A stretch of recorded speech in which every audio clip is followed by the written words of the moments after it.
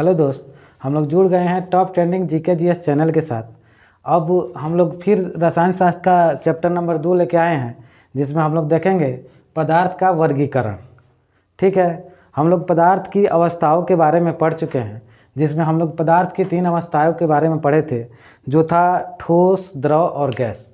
दोस्त, ठोस, द्रव और गैस के बारे में जो हम लोग पढ़े थे, जिसमें ठोस की आकार और आयतन दोनों निश्चित होता है, जो आप लोग जान चुके हैं। फिर हम लोग द्रव के बारे में पढ़े हैं, जिसका आकार अनिश्चित और आयतन निश्चित होता है। वही गैस के बारे में पढ़े हैं, उसका आकार और आयतन दोनों अनिश्चित होता है। ठीक है, फिर हम लोग देख रहे हैं पदार्थ का वर्गीकरण, जिसमें हम लोग देखे हैं कि ठोस, द्रव और गैस 3 तो रूप को पढ़े हैं। फिर चौथा रूप भी है, जिसको हम लोग जानते हैं प्लाज्मा, और 5वां रूप है जिसको बोस-आइंस्टीन कंडेंसेट के बारे में जानते हैं। ठीक है, फिर हम लोग देख रहे हैं रासायनिक संरचना के आधार पर, यानी कि रासायनिक संरचना के आधार पर पदार्थ को 3 भागों में बांटा गया है, जिसमें है तत्व, यौगिक और मिश्रण। तत्व, यौगिक और मिश्रण के बारे में हम लोग जानेंगे, जिसमें हम तत्व की पूरी विशेषताओं से लेकर के उसकी रचना के आधार पर कैसे कैसे बांटा जा सकता है, या कैसे उसको रासायनिक या भौतिक विधि द्वारा अलग किया जा सकता है या नहीं किया जा सकता है, उसके बारे में हम लोग जानेंगे।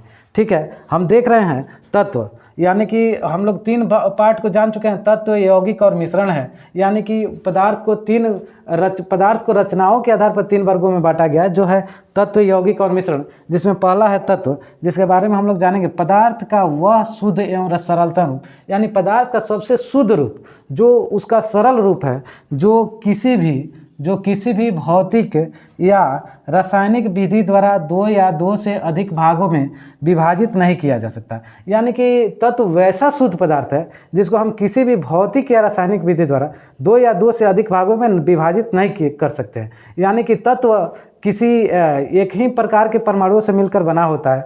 हम लोग देख रहे हैं यह एक ही प्रकार के परमाणुओं से मिलकर बना है, जिसको हम लोग किसी भी भौतिक या रासायनिक विधि द्वारा 2 या 2 से अधिक भागों में विभाजित नहीं कर सकते हैं। जैसे हम लोग उदाहरण में लेते हैं सोना, चांदी, तांबा, उसके बाद फास्फोरस, ऑक्सीजन, उसके बाद से प्लेटिनम।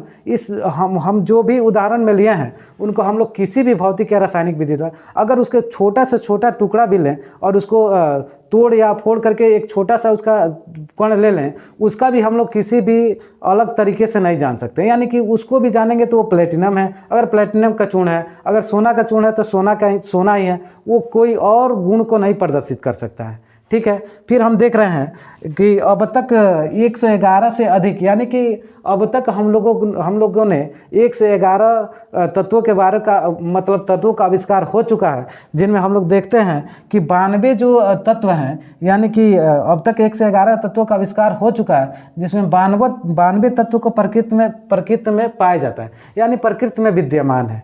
ठीक है, फिर हम लोग देख रहे हैं अगला पार्ट देख रहे हैं, हम लोग फिर देख रहे हैं पदार्थ के वर्गीकरण के बारे में।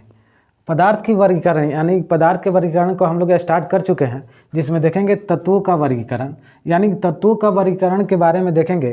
तत्व मुख्यतः 2 प्रकार के होते हैं, जिसमें धातु और अधातु को देखा जाता है।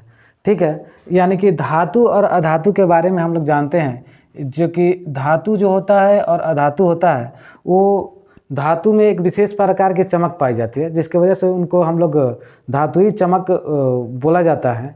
ठीक है, फिर हम लोग देखेंगे कि अधातु जो होता है, अधातु के बारे में हम लोग आगे इसके विस्तृत चर्चा करेंगे, जिसमें हम लोग फिर देख रहे हैं कि तत्वों की एक तीसरी श्रेणी होती है। यानी कि तत्वों की एक तीसरा श्रेणी भी पाया जाता है, जिसमें हम लोग उसको उपधातु के रूप में जानते हैं। ठीक है, फिर इसमें हम लोग देख रहे हैं धातु, इसमें एक विशेष प्रकार की चमक होती है, जिसे धातुई चमक कहते हैं। ठीक है, फिर हम लोग ये देख रहे हैं कि यह ऊष्मा एवं विद्युत की सुचालक होती है, यानी कि धातु ऊष्मा और विद्युत का सुचालक होता है। ठीक है, फिर हम लोग देख रहे हैं कि ठोस अवस्था में धातुएं आघातवर्धनीय एवं तन्य होती है।